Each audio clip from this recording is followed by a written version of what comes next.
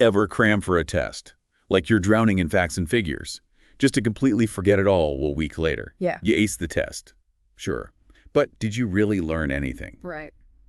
That's what we're diving into today. A fascinating project in Israel that's turning the traditional idea of school, well, completely on its head. It's about cultivating lifelong learners, not just passing exams. Exactly, and we're going deep into this Hebrew document. Get ready for this title. It's a mouthful. Breaking new ground in education, from theory to practice in establishing a school, dreaming of a place. Catchy. Right. Thankfully, the ideas are a lot less complicated. It's essentially a blueprint from educators, parents, experts, building a brand new kind of school from the ground up. And they start by asking, well, a really fundamental question. What does it really mean to learn? They argue the traditional definition. Memorizing facts, spitting them back out. Way too limited, this project. It reframes learning as continuous growth and change, happening everywhere, not just in a classroom. Okay, so how does that actually work? Are they suggesting we abandon schools altogether? No, not quite. They see the school's role as helping students connect what they learn in school with their entire life experience. Think about it. How much of what we learned in school came from a textbook versus, say, building a treehouse with friends or figuring out how to code a game on your own? So it's about bridging that gap between formal education and real-world learning. Exactly. To build this new kind of school, they dove deep into the philosophy of learning, exploring the strengths and weaknesses of different approaches. Let's hear it. What philosophies are we talking about here? 3 big ones. First up, empiricism. Champions the idea that knowledge comes from experience. Think of it like the scientific method applied to life. You observe, you experiment, you learn from the outcome. So less about memorizing historical dates, more about actually experiencing history firsthand. You got it. Creating a learning environment that's rich with opportunities for exploration and discovery. Sounds amazing. But where does individual creativity fit in? It feels very cause and effect. That's one critique of a purely empirical approach. It can feel like conditioning. To balance this out, they looked at rationalism, philosophers like Plato, championing the idea that knowledge is innate. It's already within us. Learning becomes about uncovering that inner wisdom. So more like the Matrix. Everyone has the potential to be the one. Exactly. Celebrating the uniqueness of each student's potential.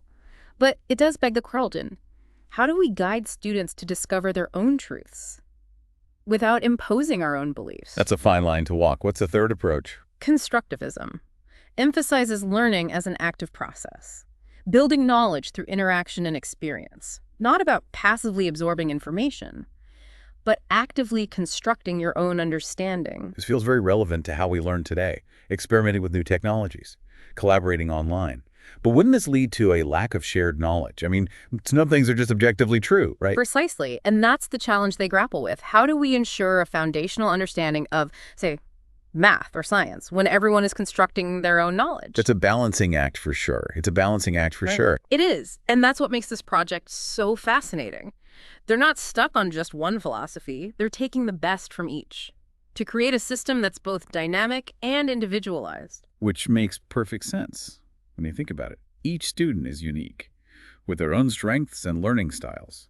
Speaking of which, this next section of the document dives into the concept of multiple intelligences. This is where things get really exciting. They're taking Howard Gardner's theory, the idea that intelligence isn't one size fits all, and they're actually building a school around it. Okay.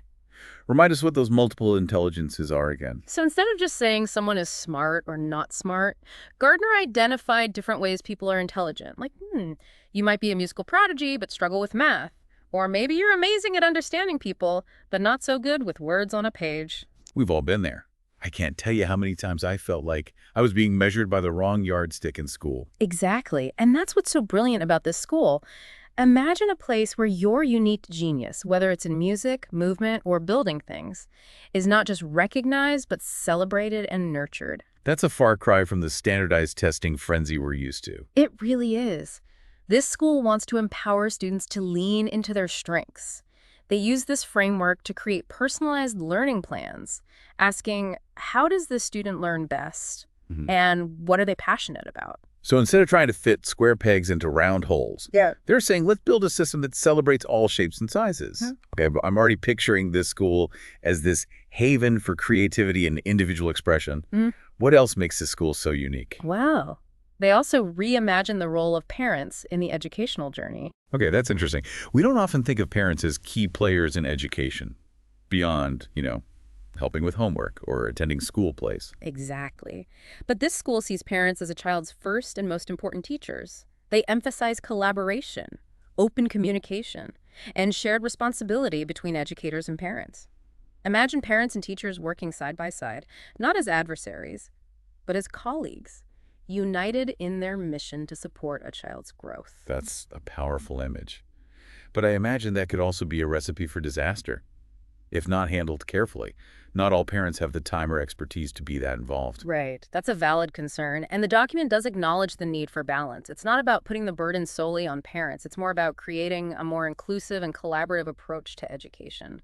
It's about recognizing that everyone, parents, educators, and the community at large, has a role to play. Precisely. Now, with this focus on individual learning journeys and collaborative partnerships, it begs the question, how do you even begin to measure progress in this type of environment? That brings us to the often dreaded topic of assessment. Assessment. The word alone is enough to give anyone flashbacks to pop quizzes and standardized tests. So how does this school approach assessment differently? They shift the focus from summative assessment, that's your traditional end-of-term grade or test score, to formative assessment. Instead of just measuring the end result, they emphasize giving students continuous feedback throughout the learning process. And less about the destination and more about the journey. Exactly. Think of it like having a GPS that not only tells you where you're going, but also guides you along the way, offering suggestions and course corrections as needed. That's such a good analogy. I wish I had that kind of guidance in school. Right. It's about creating a learning environment where mistakes are seen not as failures, but as valuable opportunities for growth. And it's not just the teachers providing feedback. They encourage self-reflection, peer feedback, and a variety of methods to create a more holistic picture of a student's progress. It sounds like they're really trying to foster a growth mindset, which we all know is essential, not just for academic success, but for life in general.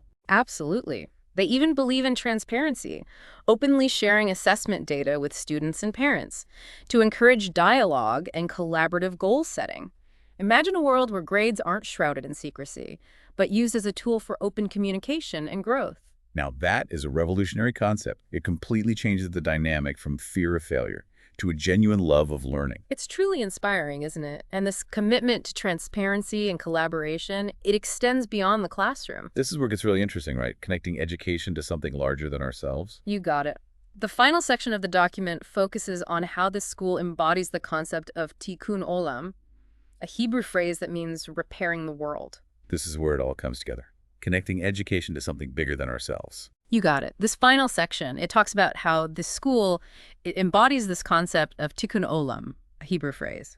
It means repairing the world. Okay, repairing the world. That sounds pretty ambitious. How do you even begin to teach that?